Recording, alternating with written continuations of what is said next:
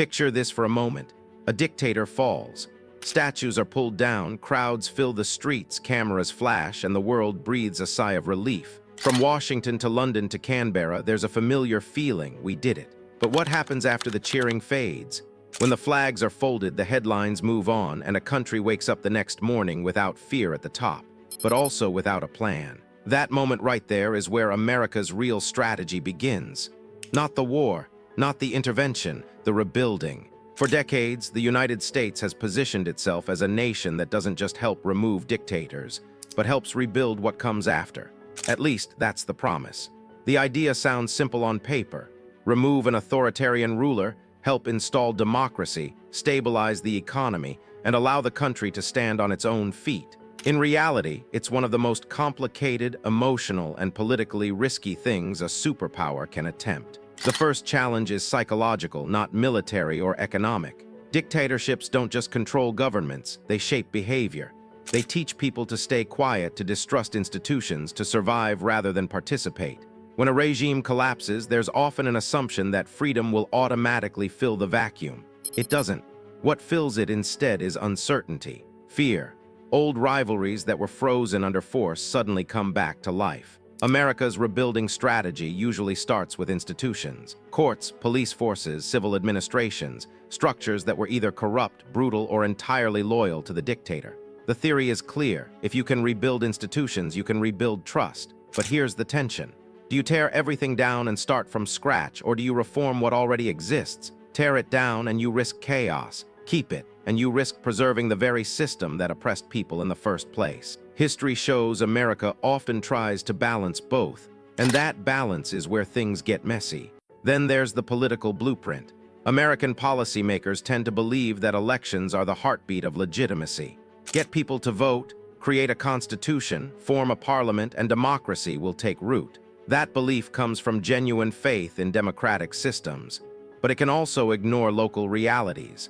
Voting in a post-dictatorship nation isn't just a civic exercise. It can become a census of old grudges. Ethnic lines, sectarian identities, and regional loyalties suddenly matter more than policy or vision. From the American perspective, elections signal success. From the ground, they can feel like the beginning of a new struggle. Economics is the next pillar. A dictator often controls the economy like a private bank account. When that system collapses, jobs disappear overnight, prices spike. Corruption doesn't vanish, it mutates. America's strategy usually involves aid packages, international loans, and opening markets.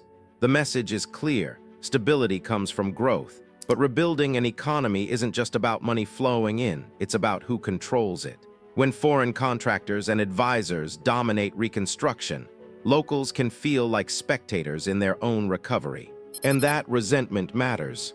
Security, of course, hangs over everything. You can't rebuild schools if roads aren't safe. You can't reform courts if judges fear assassination.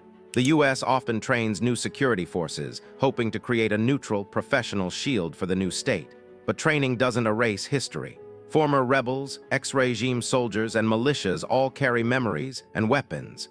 Deciding who gets a uniform and who doesn't can determine whether peace holds or fractures.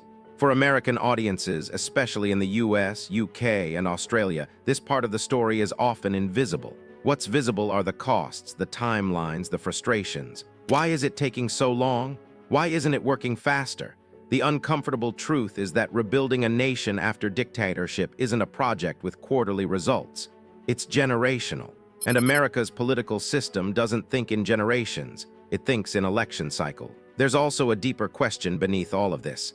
Whose vision of rebuilt are we talking about? American strategy is shaped by its own values: rule of law, free markets, representative government. These ideals are powerful, but when they're introduced too quickly or without cultural grounding, they can feel imposed rather than earned. This is the quiet contradiction at the heart of America's post-dictatorship strategy.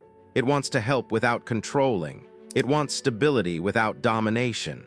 It wants to leave behind a self-sufficient nation, but also one that aligns with its worldview. And that tension doesn't resolve itself when a dictator falls. In many ways, that's when the real struggle begins. That struggle forces America to confront its own limits. Power can remove a regime, but it can't manufacture legitimacy. And legitimacy is the currency that matters most after a dictatorship.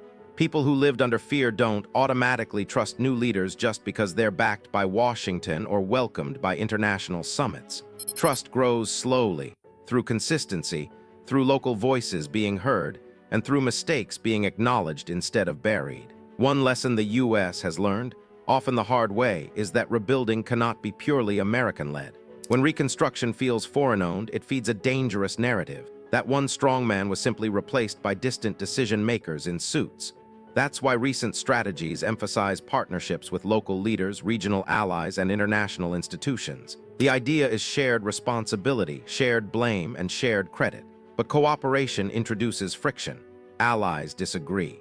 Local leaders push back.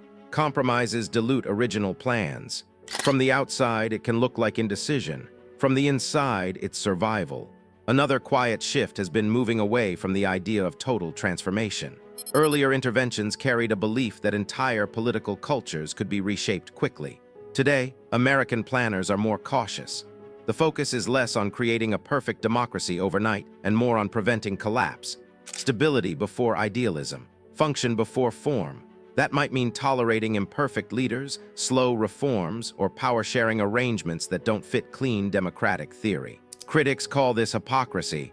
Supporters call it realism. The truth probably sits somewhere in between. There's also the moral weight of leaving.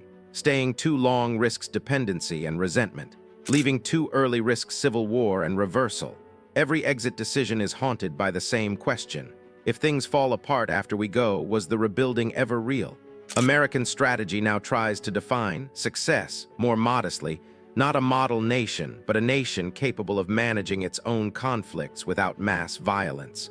Even that bar is hard to reach. What often gets lost in policy debates are the human stories underneath. Teachers reopening classrooms with broken windows. Shop owners risking everything to restock shelves.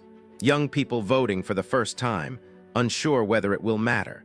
These are the people who live with the consequences of rebuilding strategies long after foreign advisors fly home. For audiences in the US, UK, and Australia, there's a temptation to see post-dictatorship rebuilding as a foreign problem, something that happens over there. But these strategies reflect who we are and what we believe power should be used for.